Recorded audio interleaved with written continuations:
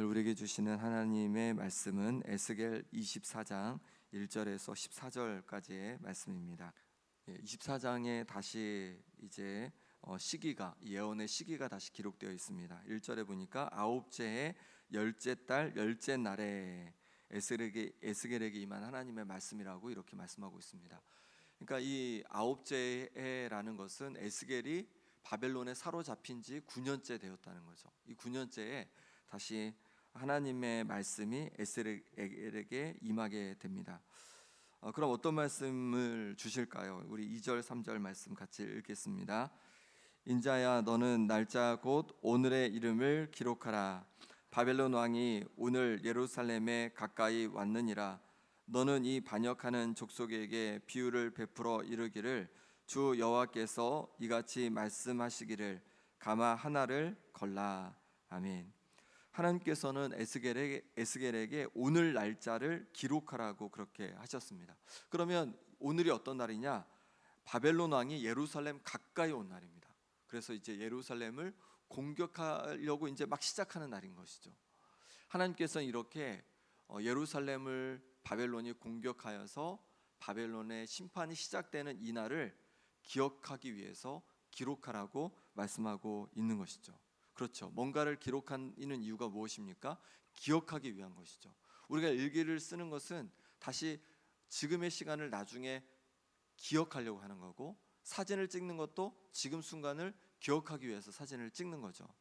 마찬가지로 이 날을 기록하라고 한 것은 이 날을 기억해야 한다는 것입니다.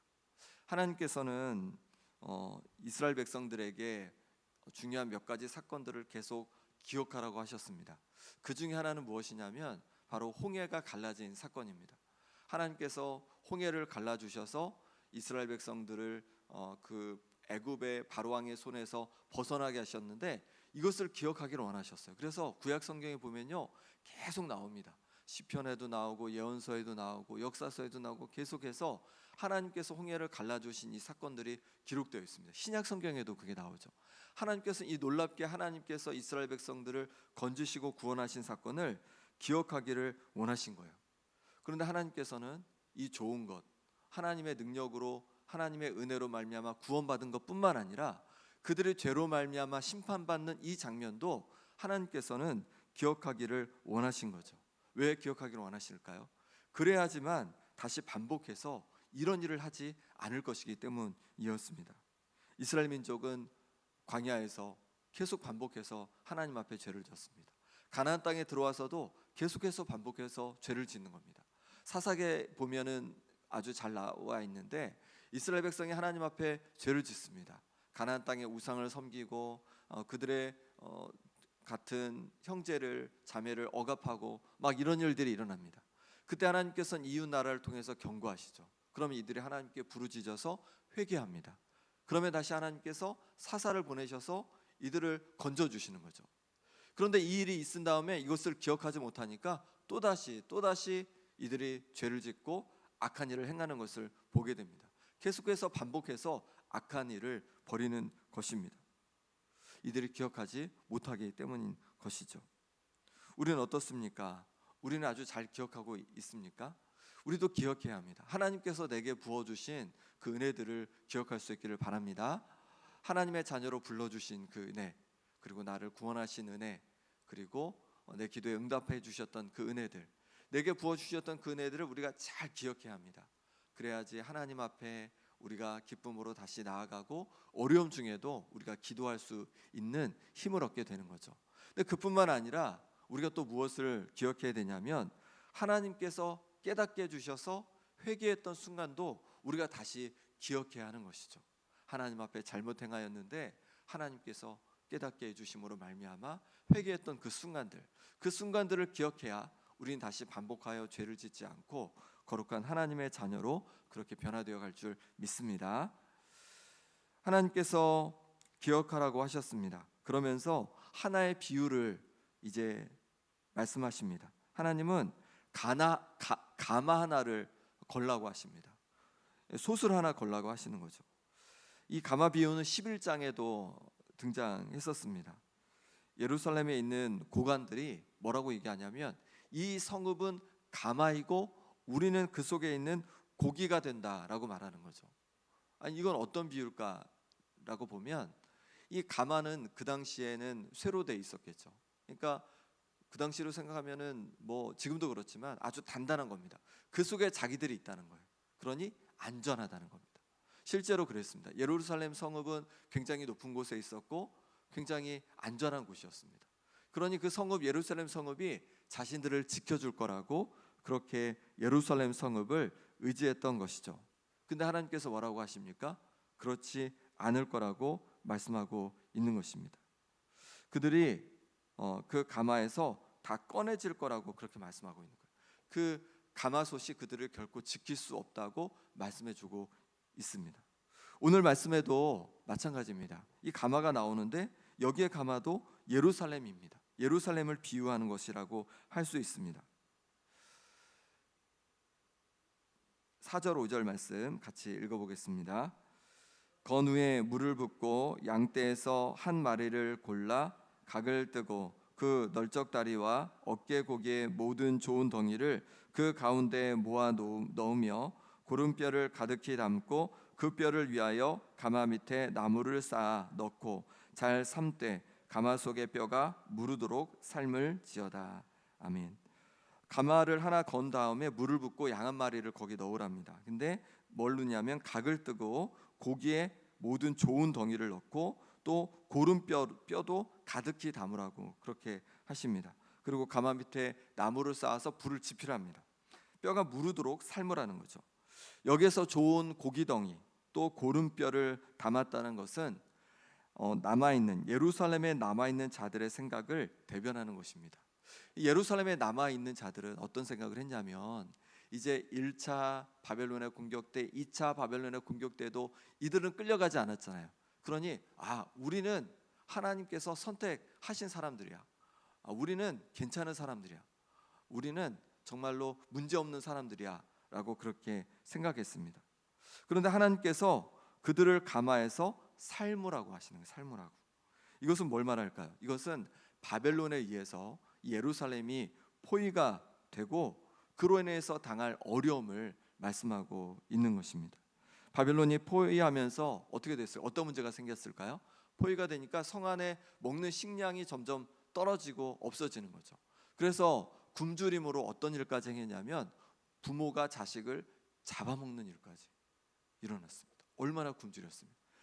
부유한 부유층들도 굶주렸고 또 길거리에는 굶어 죽은 사람들로 그 시체로 허다했던 것이죠. 또 그러다 보니까 전염병이 돌아서 이 전염병을 통해서 많은 사람들도 또 죽어갔습니다.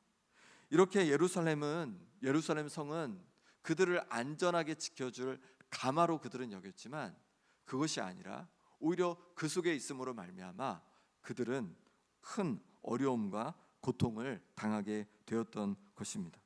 그렇습니다. 우리는 때로 이스라엘 백성처럼 유다 백성들처럼 예루살렘에 있는 이들처럼 헛된 것을 의지할 때가 많이 있습니다. 내가 가진 직업이 나를 지켜줄 것 같고 내가 가진 인맥이 나를 지켜줄 것 같고 내가 가진 재물이 나를 지켜줄 것 같습니다. 그런데 그렇지가 않은 거죠. 우리 누가 지켜주십니까? 오직 하나님 아버지께서 우리를 지켜주시는 줄 믿습니다. 그러니 세상의 헛된 것들을 붙들고 의지하며 나가는 것이 아니라 오직 하나님 아버지를 붙들고 의지하여 기도하는 우리가 되기를 소망합니다. 그럴 때 하나님께서 우리를 도우시고 우리를 지켜주실 줄 믿습니다. 가마의 고기를 삶으신 다음에 어떻게 하실까요? 6절 말씀 같이 읽겠습니다. 그러므로 주 여호와께서 녹슨 가마 곧 그 속에 녹을 없이 하지 아니한 가마여 화 있을진저 제비 뽑을 것도 없이 그 덩이를 하나하나 꺼낼지어다. 아멘. 하나님께서는 예루살렘을 피를 흘린 성읍 녹슨 가마다 이렇게 말씀합니다. 피를 흘렸다는 것은요, 이들이 우상 숭배를 했을 뿐만 아니라 이제 억압하고 탄압했다는 거죠. 같은 형제끼리, 같은 자매끼리, 같은 이스라엘 족속인데 서로를 향해서 이제 억압하고 심지어 피를 흘렸다는 것은 죽이기도 하면서 자신들의 욕심을 채워갔다는 것입니다. 그래서 그것을 뭐라고 하냐면 녹슨 가마다라고 말하는 거죠. 이 녹은 죄를 말하는 거죠. 이 녹슨 가마에 있는 이제 이 예루살렘의 백성들을 이제 어떻게 합니까? 그 덩이를 하나씩 하나씩 이제 꺼낸다는 겁니다. 그런데 제비 뽑을 것도 없이 그 덩이를 하나하나 뽑는다는 거예요. 그건 뭐냐면 뭐 누구 하나 가릴 게 없다는 거예요. 다 마찬가지라는 거예요. 죄로 말미암아 다 오염되어서 다 꺼낸다는 거예요. 다. 이 꺼낸다는 건 어떤 의미가 있습니까? 바로 그들을 이제 바벨론에 의해서 예루살렘 성이 멸망하고 그들을 이제 바벨론 땅으로 그렇게 포로로 끌어갈 것을 말씀하고 있는 것이죠. 7절 8절 말씀도 같이 읽겠습니다. 그 피가 그 가운데 있으며 그 피를 땅에 쏟아 티끌이 덮이게 하지 않고 맨 바위 위에 두었도다. 내가 그 피를 맨 바위 위에 두고 덮이지 아니하게 함은 분노를 나타내어 보응하려 함이로라. 아멘. 하나님께서 피를 땅에 쏟은 죄로 인하여서 그들을 보응하신다는 거예요. 그 땅이 그 피로 말미암아 더러워졌다는 거예요. 녹슬었다는 거예요. 그 죄로 말미암아서 녹슬고 죄로 말미암아서 더러워졌다는 거예요. 우리도 마찬가지입니다. 우리가 사는 땅이 어떻게 더러워집니까? 뭐 쓰레기가 많으면 그것도 더러운 거지만 영적으로 보면 죄로 더러워지는 거죠. 우리가 죄를 짓고 또 세상 사람들이 죄를 짓고 죄가 가득하면 가득할수록 점점 녹슬어지는 거고 점점 죄가 가득한 땅이 된다는 것입니다.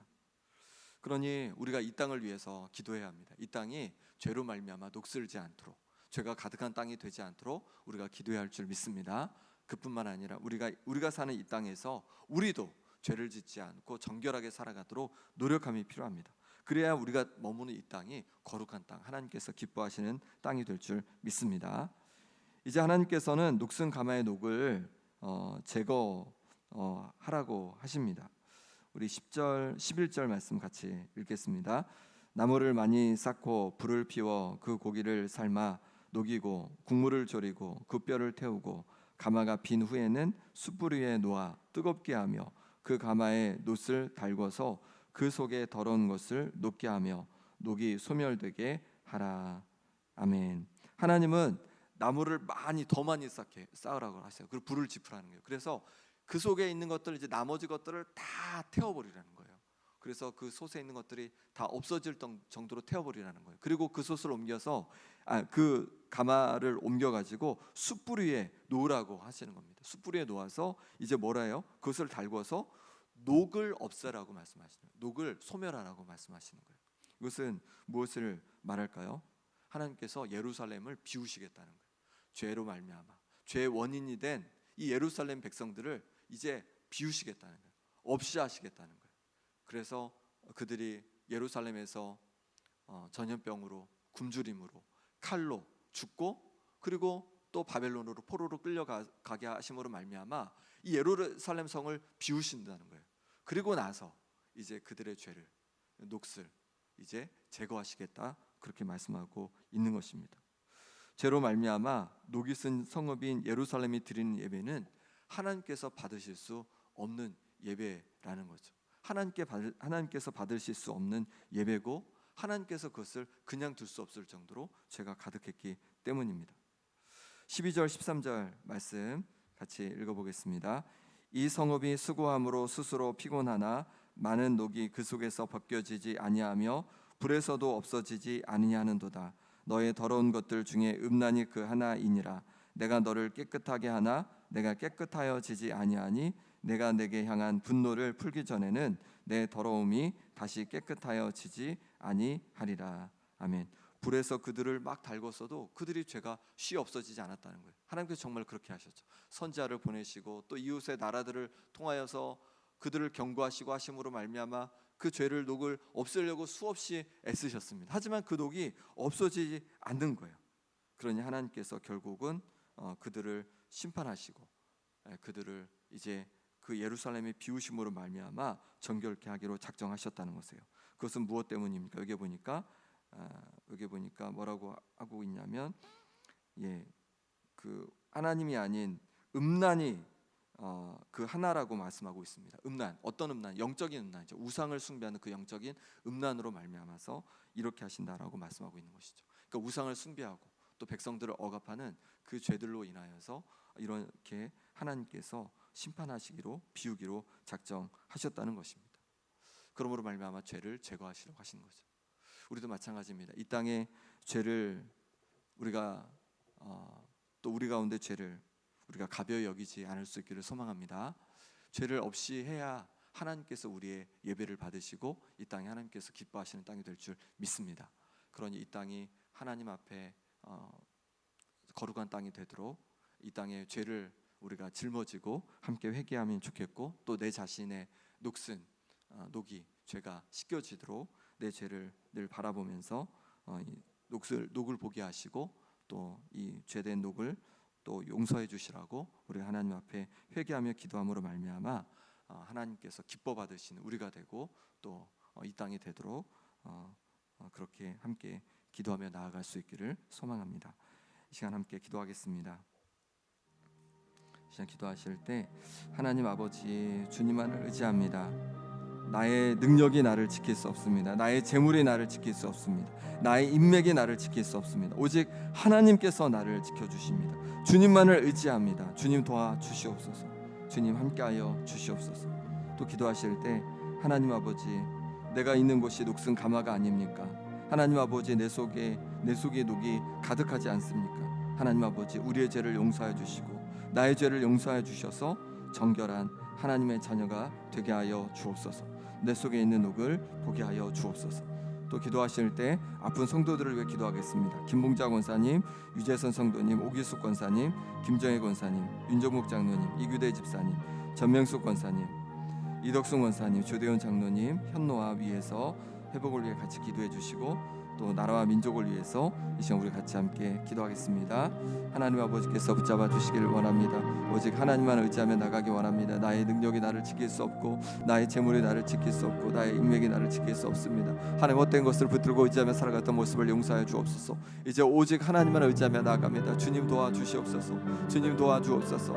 아버지 하나님께서 도우심으로 말미암아 하나님 부으신 은혜 속에서 살아가기 원합니다. 주님께서 도와주신 그 은혜로 말미암아 주님 품에서 안전히 살아가기 원합니다. 주님의 삶을 붙잡아 주옵소서. 내 가정을 붙잡아 주옵소서. 내 일터를 붙잡아 주옵소서. 아버지 주님의 문둥개를 붙잡아 주옵소서. 그래서 주님께서 주시는 평안과 기쁨이 가득하며 주님의 보호하심 가운데 아버지 날마다 거룩함으로 드려지는 역사가 있게 하여 주시옵소서. 아버지 하나님, 녹슨 가마처럼 하나님 아버지 내 속에 있는 아버지의 녹을 봅니다. 죄를 봅니다. 주님, 내 속에 있는 녹을, 죄를 볼 수 있는 하나님 은혜를 부어 주시옵소서.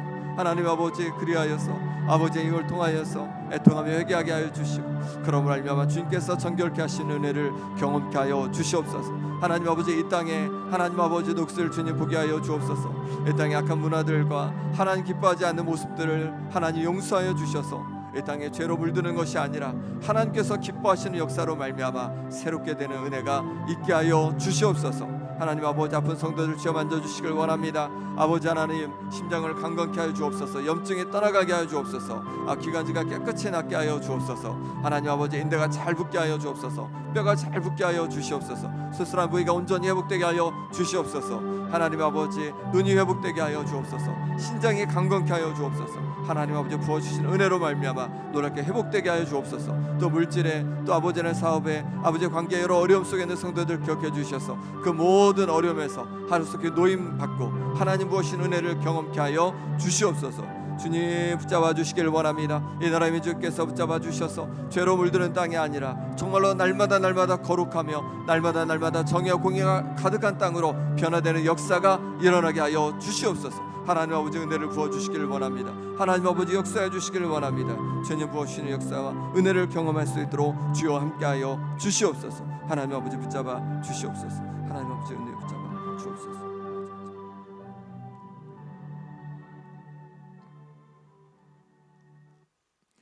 하나님 아버지, 오직 주님만 의지합니다.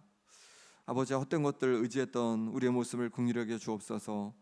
나의 능력을 의지하고 나의 재물을 의지하고 나의 인맥을 의지하고 그렇게 의지하며 나아갔지만 그것으로 하나님 아버지 참 평안과 안전을 지킬 수 없음을 고백합니다.